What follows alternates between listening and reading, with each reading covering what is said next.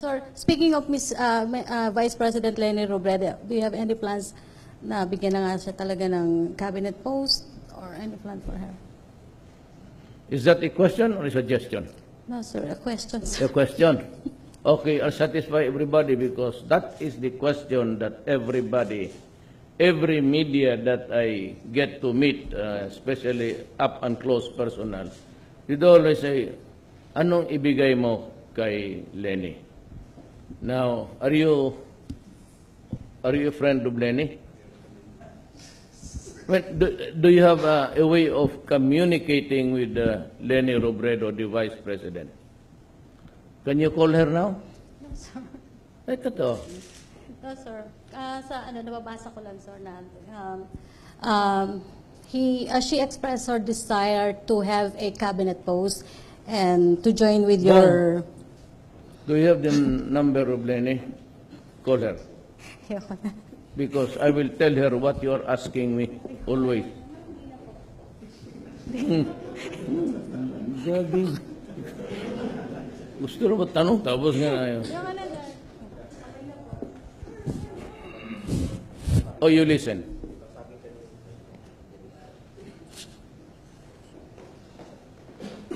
Ma'am Leni. It is afternoon pa pala. Good afternoon. Nandito ako sa opisina ngayon. Tinatanong ako ni Rocky Ignacio sa Malacanang Press kung bibigyan ko raw kayo ng pwesto sa kabinete. Yun ang tanong niya. Pwede kong sagutin?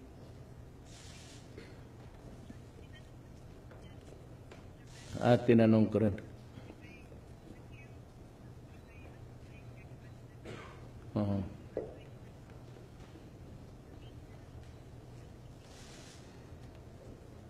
Kasi panay kasi ang ano nahihiya na ako, ma'am eh. Yang nakikinig ang buong cabinet, ma'am. Pati yung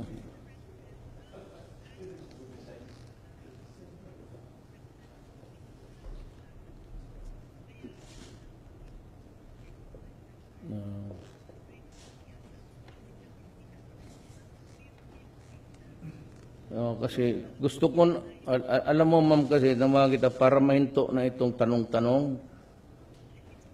Pwede po, kaya nga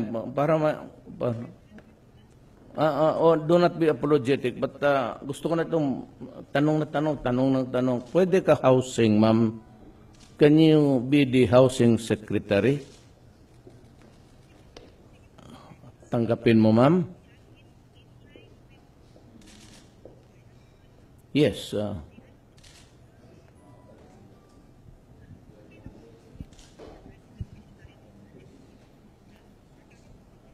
Wag na, ma'am, kunin mo na lang the executive secretary will hand you the appointment. So mahinto na ito, ma'am, kasi tatanggapin mo man kaya. Sige, ma'am, so that you'll be on time with the next cabinet meeting and even on security matters para you'll be kept abreast of what is happening to our country. Just for you to know. The constant and insistent demand, especially coming from media, the Philippines, regarding the state of where the right for information, I have decided to hurry up the process. I have the copy now, the draft, and this new one, executive order, freedom of information. I would like just to read the opening statement. Operationalizing in the executive branch the people's constitutional right to information and the state of policies of full public disclosure and transparency in public service and providing guidelines therefore. Now, first, I would like to remind everybody that I can only bind the executive department, my branch of government. I cannot bind the other two, the judiciary and Congress, because of the separation of powers. But it is up to Congress also, if they want, that they can file and maybe come up with a copy of the Freedom of Information Law. This is just an executive order. So this will be implemented the very least next week.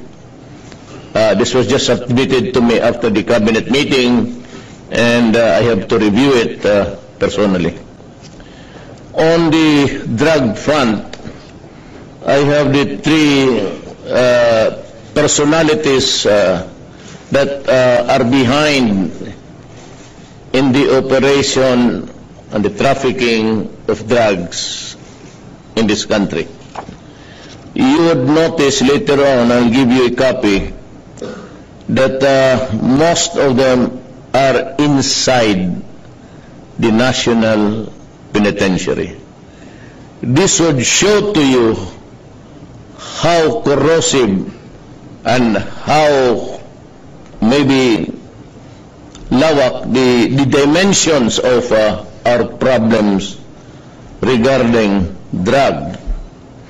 So, ang nandito is si Wu Tuan alias Peter Ko.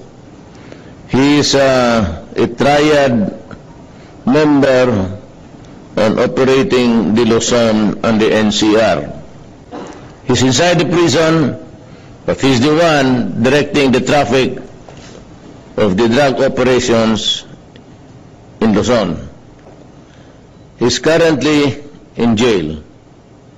Leader of Bilibid 19, I don't know what this means. And the other one is Peter Lim alias Jaguar, triad of the Visayas. Now, there was an earlier report that a certain Jaguar was killed in Cebu, or I do not know, for lack of information. But he's dead, but he's not the Jaguar that is the leader of the operation for the Visayas. He is also inside the National Penitentiary. And because there is the level of participation, you would notice that Garbo is indicated in the line of hierarchy. And the other one is Herbert Colanco. He is also inside the prison. I was informed that he is the son-in-law of the mayor of Osamis, Aldong Parahinog, and is the husband of the vice mayor, who is the daughter of Parahinog. He is also one of the identified members of Coratong Baliling. So, hindi ko maibigay sa inyo, this is the matrix of the diagram of the extent of the operation in the Philippines. Because I was asking for more dossier, and I have to read the documents or the reports or the intelligence gathering of the different branches of government. Hindi ko po nabasa. Ayaw kong this is a mix of Chinese mayors. Maraming mayors dito. As you would read later, or no later when I release this finally to you. We'll just compress it. But ngayon lang binigay sa amin sa briefing, and I said I am hesitant really to, condemn a person with baka ang tingin ko would not really be sufficient to place his name in this matrix. But ito na yun, kompleto na yung study natin. And talagang binabastos tayo ng mga drug people. You know, one I said, they're destroying the country and they're destroying the youth of the land. So my appeal to them is, since they are beyond redemption, if they can stop and commit suicide, because I will not allow these idiots to run the show. Not during my watch. So ito sila, pag nalaman na nandito, they better come up with something that is really very good. We have a mayor there, maraming mayor dito. We have the mayor sa Mindanao, puro mayor, may babae pa. You know, I do not know the reason why intelligence people would not want me to mention it. But itong si Kulangko, now that I know from the intelligence gathering that he was connected with also Richard King, I would like to bring this matter out, because King was that person who was killed, I was still mayor, about a year ago, or 2.5 years ago, na pinatay, who was into this pyramiding thing, and ito yun siya. Now, he was killed at the lobby of his building, and there was a lot of speculation that was weaved around the incident. Pagkaalam ko kasi dito, he was killed at the instance or at the behest of a police colonel who is now also in prison. His name is Filonia. I forgot his first name. Nandito. So, the initial whisper before, and even before his killing, was that he was into drugs.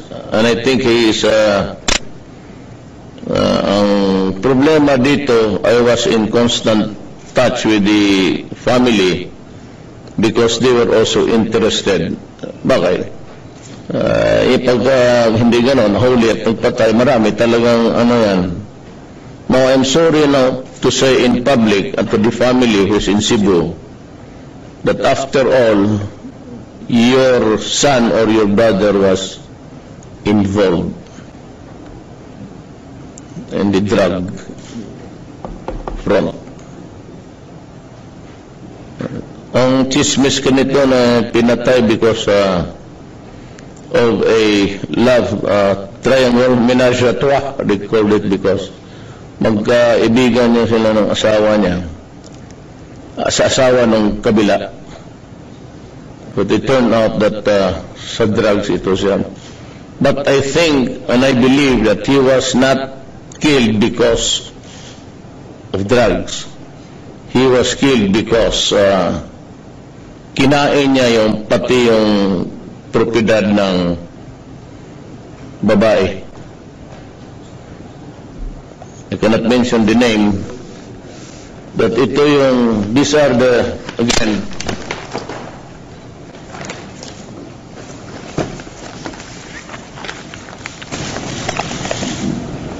maraming mga mayor dito. We are running the show. The next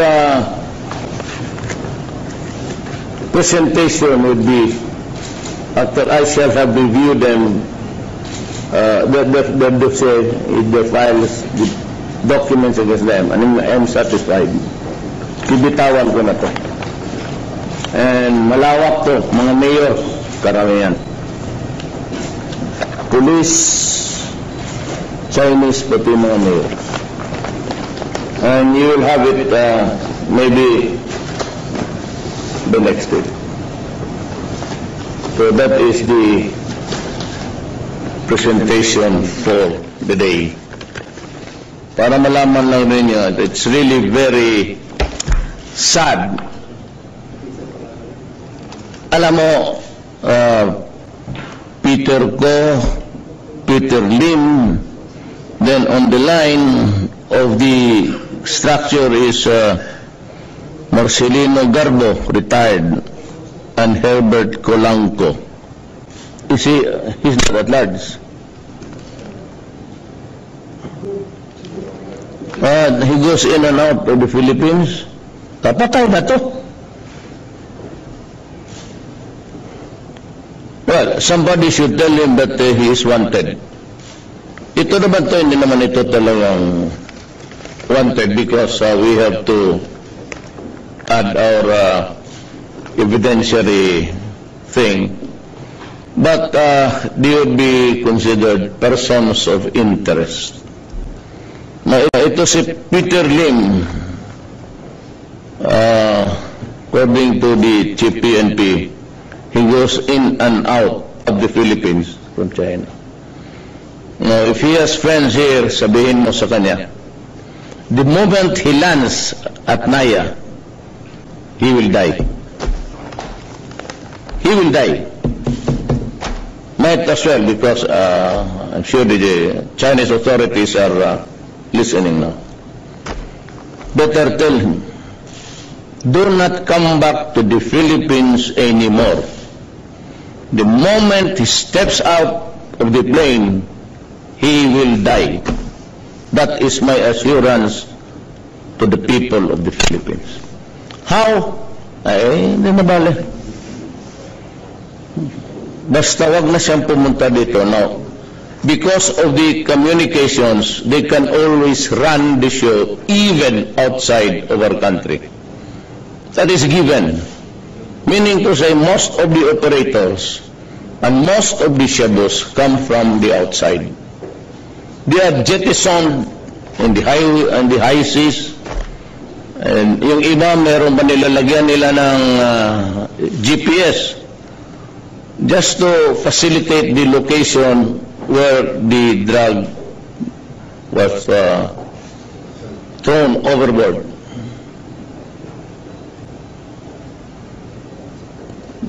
Hindi na bale, in due time, in the fullness of God's time, we will solve the problem, the drug problem of the Philippines. I'm just warning this Peter Lim and Peter Ko, do not escape from prison. You will die. Colanco, never try to go out of prison. You will die. And regarding Garbo, I think the DILG would take care of him. The other personalities in this matrix are persons of interest. Will they also die? I do not know. That is all for the day. Thank you. Reporters are asking kung, kasi I think you're leaving for Davao tonight, sir. My security about my person?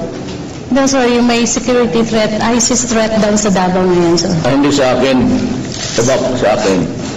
I heard they're offering billions. Yeah, so, I do not to read. You have your vice president. Kaya ka tayo may vice president eh. okay, sir. There is always the rule of succession. Okay. So, sir, you're confident with your security? No, I'm confident that God will decide everything. If God does not want me to die, I will not die. But if God wants me out of the scene, I will be gone. So, babay na lang. Okay, sir. That is just that's the story going around that they are going to raise funds. Alam mo, the armed forces will not take it sitting down. The Philippine National Police, even if I'm gone, they will not allow these animals to Yes, sir. have their day. You can be very sure that one of them, but also be as And Lenny, if she becomes the president, will also be harsh. Kasi we're talking about the welfare of the country. I'm very allergic if it becomes an interest that would affect the country. Masyado akong lalo na itong drug, criminality, kidnapping. So I'd like to ask also the police and with the participation now of the military, I'd call them to help.